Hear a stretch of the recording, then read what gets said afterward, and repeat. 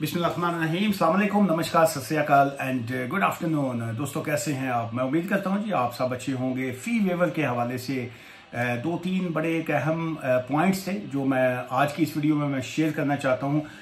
उसकी वजह यह है कि बहुत से लोगों के माइंड में ये होता है कि जब आपकी फी वेवर की एप्लीकेशन जो है वो वन टाइम रिफ्यूज हो जाती है तो क्या वो सेकंड टाइम जो है वो फी वेवर की एप्लीकेशन कर सकते हैं या नहीं कर सकते। एक पॉइंट ये है। सेकंड ये है कि आप फी वेवर की एप्लीकेशन क्यों फाइल करते हैं। थर्ड ये है कि वो कौन सी ऐसे सर्कमस्टांसिस होते हैं जिसमें होम ऑफिस जो है वो आपकी फी वेवर की एप्लीकेशन को कंसिडर करता है, और अगर आपकी एप्लीकेशन एक्सेप्ट हो जाती है तो तब आपने क्या करना होता है, और अगर आपकी एप्लीकेशन रिफ्यूज हो जाती है तो फिर आपके पास क्या ऑप्शंस होते हैं और आपने क्या करना होता है।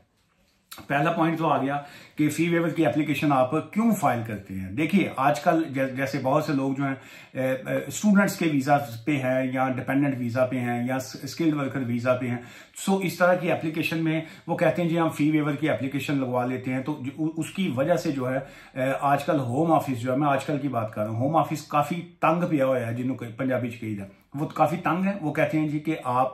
सिस्टम को जो है वो अब्यूज कर रहे हैं और जिसकी एप्लीकेशन नहीं बनती वो भी फी वेवर की एप्लीकेशन डाल रहा है, जिसकी वजह से वो एक तो टाइम जो है वो उसके ऊपर वो काफी ले रहे थे, लेकिन अभी वो उसको फिर वो स्पीडी कर रहे हैं कि जी ताकि हम फी वेवर की एप्लीकेशन को क्विक डिसाइड कर सकें। और उसमें मुझे अब ये लगता है कि जो एलिजिबल लोग भी हुआ करेंगे शायद उनकी एप्लीकेशन पे भी उतना कंसीडर वो ना करें जितना वो नॉर्मली करते थे। बेसिकली ये जो फी वेवर की एप्लीकेशन होती है इसका मतलब होता है कि मेरी आप फीस को जो है वो वेव करें, क्योंकि मैं अफोर्ड नहीं करता कि जी कि मैं आगे जो है कोई सी भी एप्लीकेशन जो है मैं फाइल कर सकूं। सो टेक्निकली तौर पे ये जिन लोगों के पास परमिशन टू वर्क नहीं होती, जो लोग यहाँ पे ओवरस्टेयर होते हैं या जो इलीगल यहाँ पे रह रहे होते हैं या जिनके पास नेशनल इंश्योरेंस नंबर नहीं होता या काम की इजाजत नहीं होती, या बहुत से ऐसे केसेस में जो 10 इयर्स रूट पे होते हैं और उन्होंने आगे फर्दर जो होता है ह्यूमन राइट्स बेस के ऊपर अपनी वीजा को एक्सटेंशन के लिए अप्लाई करना होता है, या बहुत से बच्चे जिन्होंने सिटीजनशिप की एप्लीकेशन करनी होती है, बहुत से लोग जो असाइलम जिनका रिफ्यूज हो जाता है और उनको ह्यूमन राइट्स बेस के ऊपर जब वीजा ग्रांट किया जाता है, ह्यूमैनिटेरियन प्रोटेक्शन पे वीजा दिया जाता है, जब उनको डिस्क्रिशनरी लीव दी जाती है, तो इस तरह की सिचुएशन में उन्होंने चूंकि फीसें बहुत ज्यादा हैं, जैसे IHS की फीस 1035 है, ऑब्वियसली 2.5 ईयर की मस्ट फीस देनी पड़ती है जो रफली 2587 पाउंड जो है वो बन जाते हैं, प्लस इमिग्रेशन की फीस होती है, तो एक सिंगल पर्सन के लिए तकरीबन 3,500 पाउंड प्लस जो है ये बन जाते हैं। फिर बहुत से लोग जो हैं जिनके बच्चे होते हैं, साथ में हस्बैंड वाइफ है, 2 बच्चे हैं, तो वो ऑब्वियसली जो है ये को तकरीबन 12-14 हज़ार पाउंड जो है फीसें बन जाती हैं। सो उनके लिए मुश्किल होती है, सो वो फाइनेंशियली अफोर्ड नहीं करते, तो फिर वो फी वेवर की एप्लीकेशन को फाइल करते हैं। अच्छा, फिर बहुत से लोग कहते हैं जी हमने PSW पे जाना है तो क्या हम तब भी फी वेवर डाल सकते हैं। देखिए एक तरफ आप स्टूडेंट वीजा पे होते हैं जहां पे आपने अपना बताया होता है कि जी हम स्टडी कर रहे हैं, हम ये कर रहे हैं, हम वो कर रहे हैं, और चूंकि ये जो PSW का है वीजा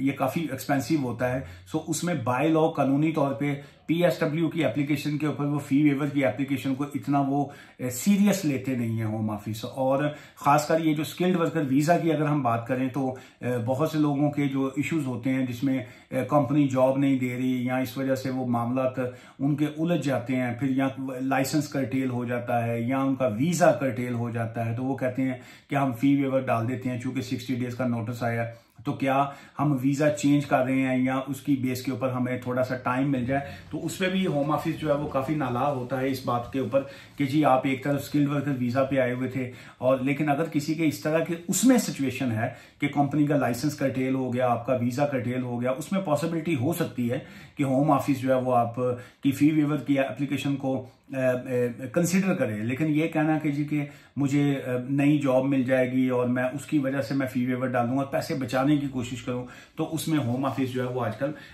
काफी इसको लोगों की एप्लीकेशन को नॉन सीरियस जो है वो समझ रहा है। लेकिन इट्स ऑलवेज बेस्ट होता है कि आप अपने सर्कमस्टांसिस के मुताबिक लीगल एडवाइस लेके फिर आगे चला करें। चलिए इसी पॉइंट के अब सेकंड पॉइंट की तरफ आते हैं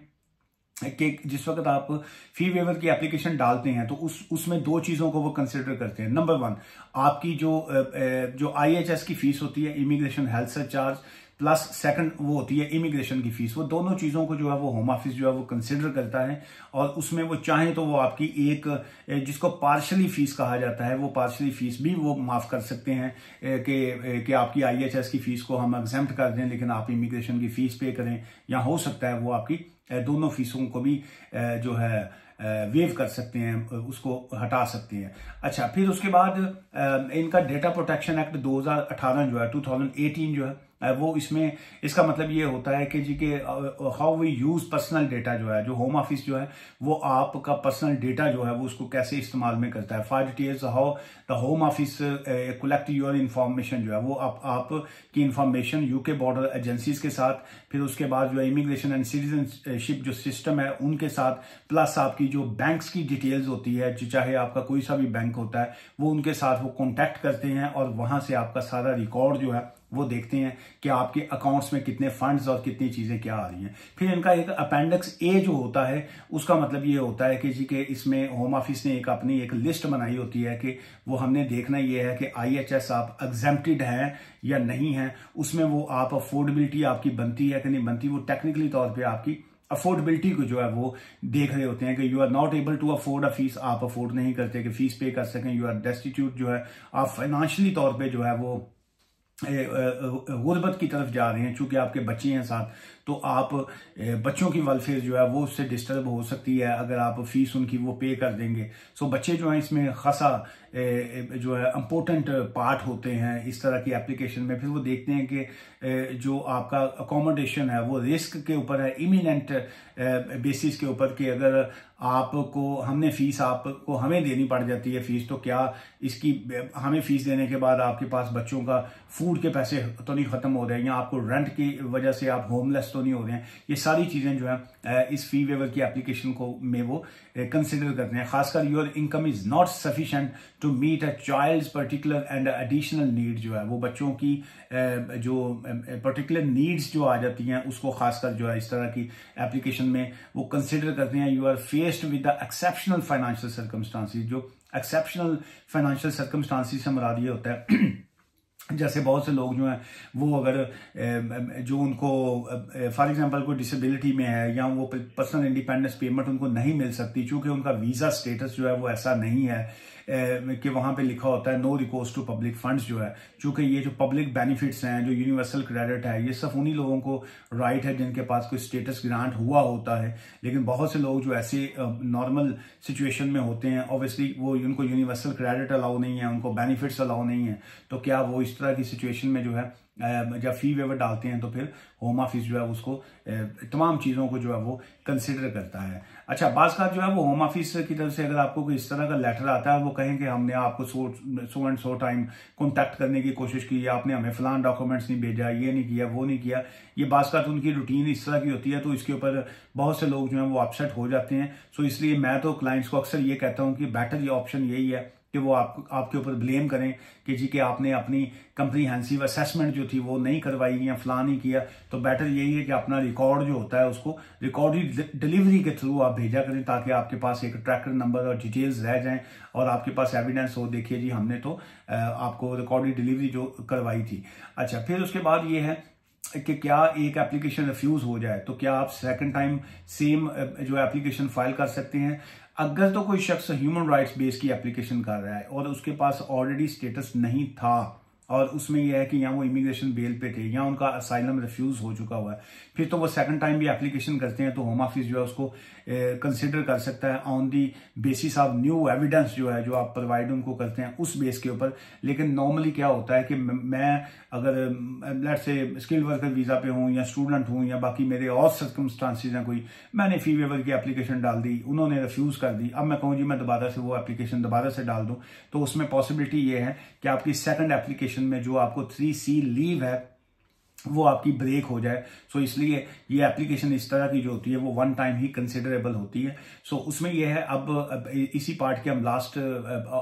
पार्ट की तरफ आते हैं कि जो आपने जब एप्लीकेशन फाइल की तो एप्लीकेशन आपकी रिजेक्ट हो जाती है। अगर आप नंबर एक आपने अपना वीजा एक्सपायरी से पहले एप्लीकेशन फाइल की तो आपकी 3C लीव जो है वो चलती रहती है। यू आर नॉट ओवरस्टेयर, ना आप इलीगल है ना आप ओवरस्टेयर हैं, आप सिस्टम में इन रहते हैं उनके। सेकंड, जो ही आपकी उन्होंने एप्लीकेशन का फैसला कर दिया, उन्होंने एप्लीकेशन को आपकी एक्सेप्ट कर दी, तब भी आपने 10 डेज के अंदर अंदर जो है जो भी आपने फर्दर एप्लीकेशन डालनी होती है वो आप डाल सकते हैं। और अगर वो रिफ्यूज कर देते हैं एप्लीकेशन, सो स्टिल जो है योर इमिग्रेशन एप्लीकेशन विदन का वर्ड उन्होंने बोला है, within 10 working days from the receipt of this letter जो होता है, जो रिफ्यूजल लेटर जिस दिन आता है या एक्सेप्टेंस लेटर आता है, दोनों कंडीशनों में आपके पास 10 डेज होते हैं। 10 डेज के अंदर अंदर ही आपने अपनी जो नेक्स्ट एप्लीकेशन जो भी आपने फाइल करनी होती है वो आप करते हैं। ऑब्वियसली जब आपने एप्लीकेशन फाइल की सो उसमें एविडेंस या सपोर्टिंग डॉक्यूमेंट्स या बाकी चीजें वो उस एप्लीकेशन से रिलेटेड होती हैं, लेकिन ये जो फी वेवर की एप्लीकेशन है